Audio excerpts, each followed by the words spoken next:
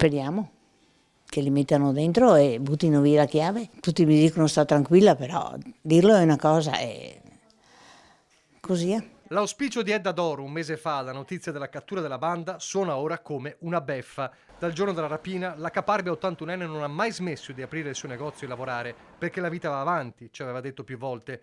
Anche oggi dietro il bancone, ma stavolta la voglia di parlare non c'è, lo sconforto alla meglio sulle parole. Non dico niente e non voglio saperne più di niente, guarda, tanto.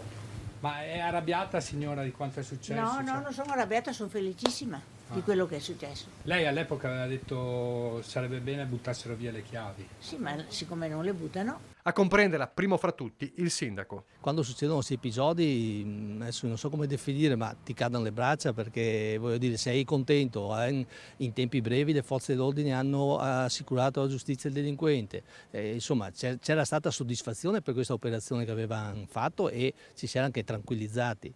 E adesso così tutto svanisce. Lo stesso primo cittadino, il giorno degli arresti, aveva sperato in qualcosa di diverso. È un fatto grave perché insomma dopo il lavoro esemplare fatto dalle forze dell'ordine per assicurare la giustizia a questi delinquenti, diciamo che tutto si svilisce con un errore formale. La cosa più fastidiosa è che è libero per un errore formale, questa è la cosa fastidiosa, perché poi avesse fatto un processo e fosse dimostrata la sua non responsabilità, per l'amor di Dio, ci sono dei giudici, ma qui veramente siamo all'assurdo. È vero che subirà un processo, ma insomma col processo diciamo che partiamo molto male.